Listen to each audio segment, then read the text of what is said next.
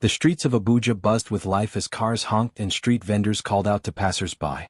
In the midst of the chaos, Amaka stood in front of a tall glass building, her hands trembling slightly as she stared at the message on her phone. I want to see you tonight. Dinner at Hiltonville 8 p.m. Don't be late. The message was from Donald Agu, a wealthy businessman known for his no-nonsense attitude. Amaka had spent months trying to secure his attention, and now she finally had it. But tonight's dinner was more than just a date. It was an opportunity, a chance to escape the struggles of her past. She exhaled deeply, forcing a smile as she adjusted her form-fitting gown. There was only one obstacle standing between her and the life she had always dreamed of, her 8-year-old daughter Chioma. Amaka glanced at her reflection in a nearby car window. Her beauty had always been her greatest asset: high cheekbones, dark skin that glowed under the Abuja sun, and eyes that could draw any man in. But would all of that matter if Donald found out about Chioma? Her grip on her phone tightened. No, he couldn't know. He wouldn't understand. Her decision had been made weeks ago when she visited her mother, Mama Ngozi, in Karimo. The small, run-down house where she had grown up was a painful reminder of everything she wanted to leave behind. She had stood at the doorstep, watching Chioma chase a chicken around the compound, her laughter filling the air. Amaka, why have you come? Mama Ngozi had asked, arms crossed. Amaka hesitated before speaking. Mama, I have a chance to marry a rich man. A man who can change my life. Mama Ngozi's eyes darkened. And what about Chioma? Amaka swallowed the lump in her throat. Mama, please, just for a while. Let her stay with you. Donald might change his mind if he finds out I have a child. I do not want to miss this opportunity to better our lives, but I promise, I'll be sending in money for the upkeep of the both of you. Money? Her mother's voice was laced with disbelief. Is money what she needs, or her mother? Amaka had no answer. She had kissed Chioma on the forehead that evening, whispering promises she wasn't sure she would keep. And now, standing in the heart of Abuja's luxury district, she knew there was no turning back. As she walked toward the main road to hail a taxi, her phone buzzed again. I hope you look beautiful tonight. She smiled. Yes, tonight would be perfect. She didn't look back. She didn't see the small, barefoot girl running after a neighbor's bicycle in Karimo, unaware that her mother had just walked out of her life. The restaurant at Hiltonville shimmered with golden lights, the air thick with the scent of grilled seafood and expensive cologne. Amaka walked in with confidence, her red gown hugging her curves, her high heels clicking against the marble floor. She spotted Donald sitting at a private table near the window, swirling a glass of wine in his hand. You're breathtaking, he said as she took her seat. She smiled. I try my best. Donald studied her for a moment, then leaned forward. I like women who know what they want. Amaka felt her pulse quicken. This was it, the moment she had been waiting for. And what do you think I want? Donald chuckled, setting down his glass. A better life. Stability. A man who can take care of you. She didn't deny it. And are you that man? His eyes darkened with amusement. That depends. Do you have any baggage? The question struck her like a knife, but she didn't flinch. None at all, she lied smoothly. I'm just a woman looking for love in the right place. Donald smirked. Then I think we'll get along just fine. Amaka exhaled, her heart pounding. She had done it. The door to a new life had finally opened. In Karimo, little Chioma sat outside the tiny house, her stomach growling. Mama, when will Mummy come back? She asked, looking up at her grandmother, who sat on a wooden bench, peeling cassava. Mama Ngozi sighed heavily. She's busy, my child. But she promised to come back soon, Chioma said, her voice small. Mama Ngozi closed her eyes for a moment. She didn't have the heart to tell Chioma the truth, that her mother had chosen money over her.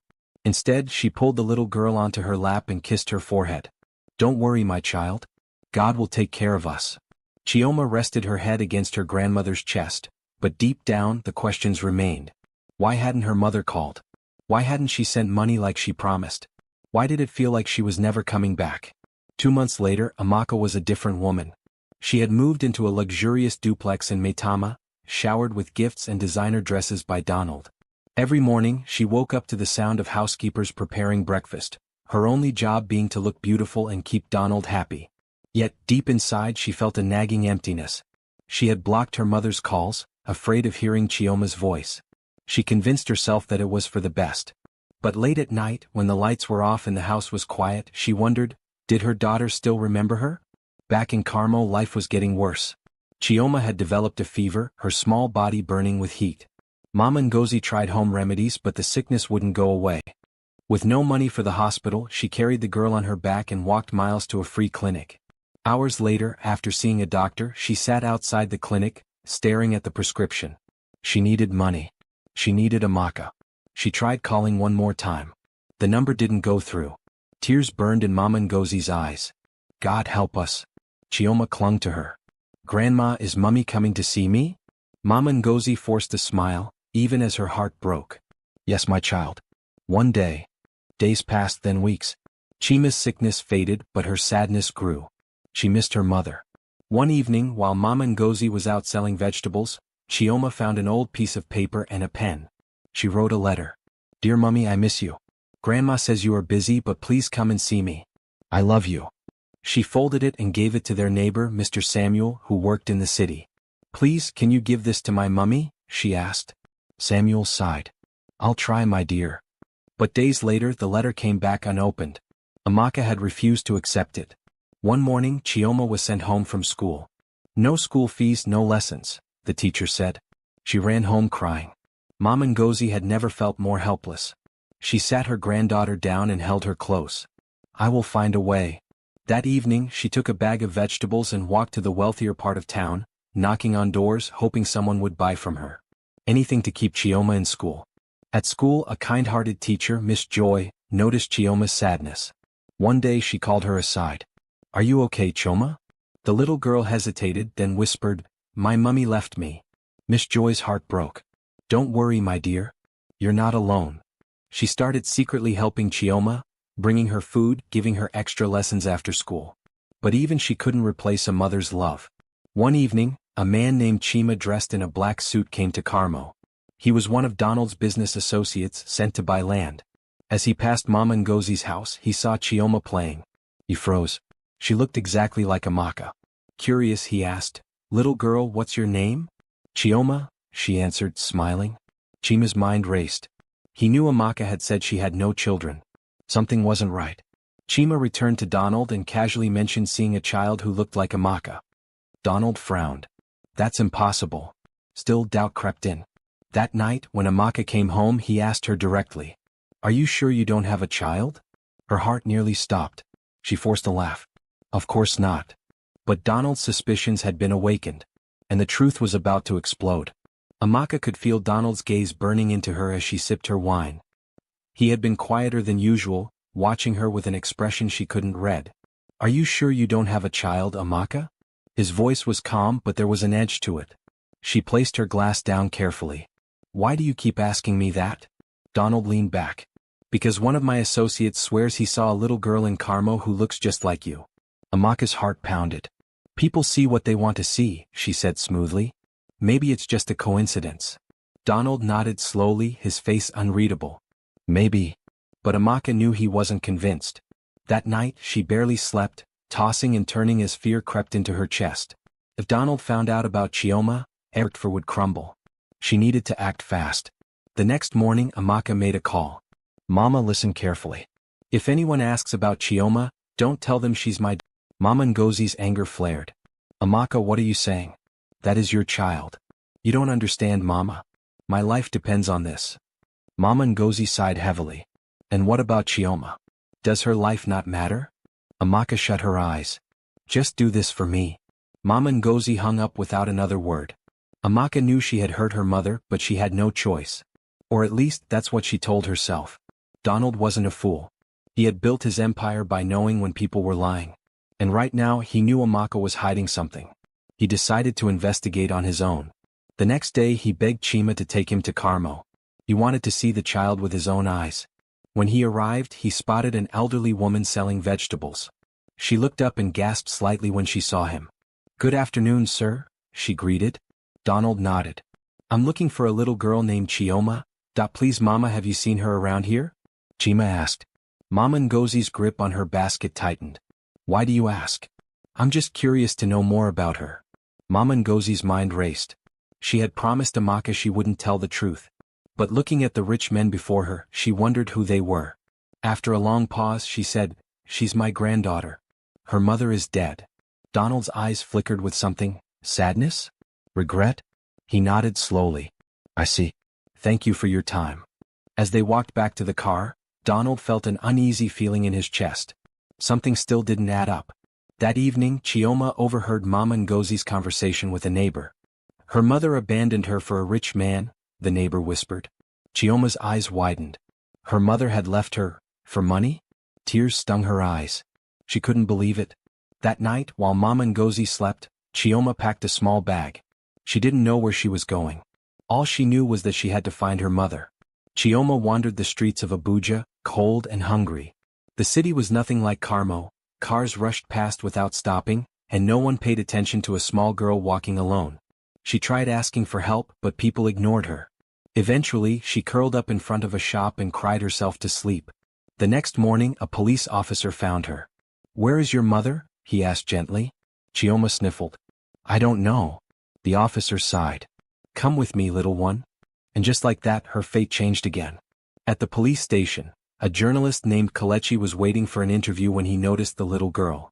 Something about her eyes struck him. He walked over. What's your name? Chioma, she said in a small voice. And your parents? Chioma hesitated, then whispered, My mum left me. Kelechi felt a pang in his chest. He had covered many heartbreaking stories, but this one felt different. Would you like to tell me your story? Chioma wiped her tears and nodded. Kelechi's instincts told him there was more to Chioma's story. He started digging. A few calls led him to Karimo, where he met Mama Ngozi. At first she was reluctant to talk. But when she saw the concern in Kelechi's eyes, she broke down and told him everything. My daughter abandoned her child for a rich man, she whispered. Kelechi's mind raced. This was a scandal waiting to happen. He knew exactly what to do next. Amaka was enjoying a spa treatment when her phone buzzed. It was an unknown number. Hello. A familiar voice spoke. Madam Amaka, I'm a journalist and I know your secret. Her heart stopped. Kelechi continued, I know about Chioma. And soon the world will too. Amaka gripped the phone tightly. You wouldn't dare. Kelechi's voice was calm. You have 24 hours to tell your husband the truth before I do. Panic set in. Her perfect life was about to fall apart. The next day Amaka woke up to a nightmare.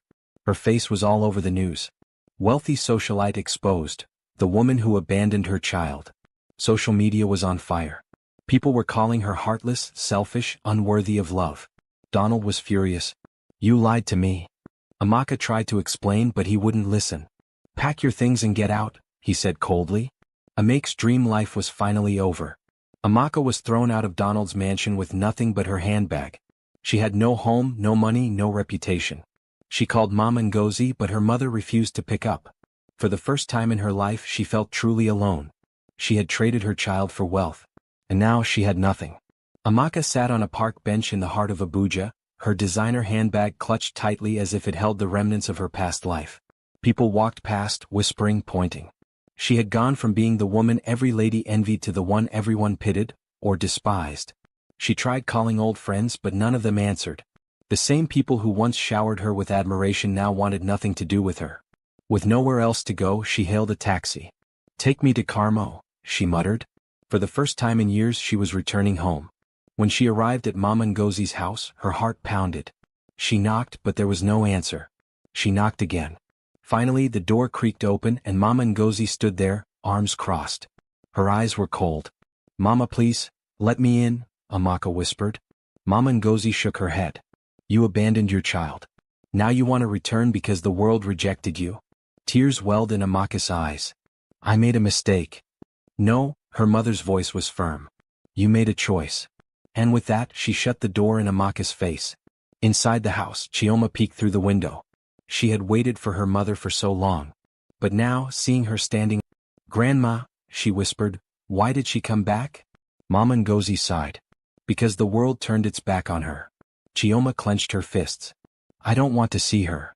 She ran to her room, shutting the door. Mama Ngozi's heart ached. Could this family ever heal? Amaka wandered the streets of Karimo, tears streaming down her face. Everything she had done was for a better life. But in chasing luxury she had lost the one thing that truly mattered. Her daughter. Now she had nothing. She sat on the curb, exhausted as rain began to fall. For the first time in her life she felt what Chioma must have felt. Abandoned. The next morning, Kelechi, the journalist who exposed Amaka, found her sitting outside a closed shop, shivering. He sighed. You look terrible. She glared at him. Are you here to mock me? No, he sat beside her. I came to ask what now? Amaka let out a bitter laugh. I don't know. Kelechi studied her. What if I told you there's a way to fix this? Amaka frowned. How? Kelechi leaned in. Tell your side of the story. Show the world you regret what you did. And most importantly, fight for your daughter. Kelechi arranged a live interview for Amaka. She hesitated at first, but she knew this was her only chance to make things right. The interview aired nationwide. I abandoned my daughter because I was blinded by greed, she admitted, tears streaming down her face. I thought money would bring me happiness, but I was wrong. The public reaction was mixed. Some people felt she was seeking sympathy, while others believed she truly regretted her actions. But none of that mattered. The only person she needed forgiveness from was Chioma. At school, Chioma heard her classmates whispering. Did you see the interview begging for forgiveness? Chioma kept her head down. That night, she asked Mama Ngozi, do you think she really regrets it? Mama Ngozi sighed. People can change, my child. But only if they truly want to. Chioma bit her lip. She wasn't ready to forgive. Not yet. Amaka knew she couldn't rely on pity forever. She needed to rebuild her life. Kelechi helped her secure a small job at a women's shelter, where she met mothers who had struggled just like she once had. Listening to their stories made her realize how selfish she had been. Slowly she started changing. And for the first time in years she wasn't chasing wealth. She was chasing redemption. Amaka received a letter. It was from Chioma. She hesitated before opening it. Mummy, I saw your interview. I don't know if I can forgive you yet. But I want to meet you. Tears spilled down Amaka's face. It wasn't forgiveness, but it was a start. The meeting was arranged at a small park. When Amaka saw Chioma, her heart ached. Her daughter had grown. She looked stronger, but also colder. Hi, baby, Amaka whispered. Chioma looked at her, expression unreadable. Why did you leave me? Amaka's throat tightened. I was selfish. I thought money was more important. But I was wrong. Chioma studied her. Are you still rich? Amaka smiled sadly. No. I lost everything. Chioma looked away. Good. It wasn't the reunion Amaka had dreamed of. But it was real. Days passed and Chioma slowly warmed up to Amaka. They started meeting more often. Amaka took her to school, helped her with homework and even cooked for her, something she had never done before. But deep inside she knew one thing. She had to prove she was worthy of being a mother again. One afternoon, as Amaka left work, she saw a familiar car parked outside. Donald. He stepped out, looking at her curiously. You look different. She crossed her arms. What do you want? Donald smirked. You. Again. Amaka let out a bitter laugh. I don't think so. Donald frowned. You'd rather struggle than live in luxury? Amaka's answer was firm. Yes. For the first time she chose herself. Just when things were getting better, tragedy struck. Chioma collapsed at school. The teachers rushed her to the hospital. The doctors diagnosed a severe infection. Amaka sat by her bed, holding her tiny hand. Please God, she whispered. Give me another chance. The hospital bills were beyond what Amaka could afford. But she refused to give up. She sold everything she had left, begged for help and worked extra hours. For the first time she put someone else before herself. When Chioma finally woke up, she saw her mother sleeping beside her. For the first time she realized, this was a different Amaka. She squeezed her mother's hand. Mummy, I forgive you. Tears filled Amaka's eyes. Her daughter had given her the greatest gift of all. A second chance. Years later, Amaka got a well-paying job in a big tech company. She opened a foundation for single mothers, using her story to inspire others. Additionally, she became something better. She placed Chioma first above everything and everyone else. She became a good mother. And that was worth more than all the money in the world.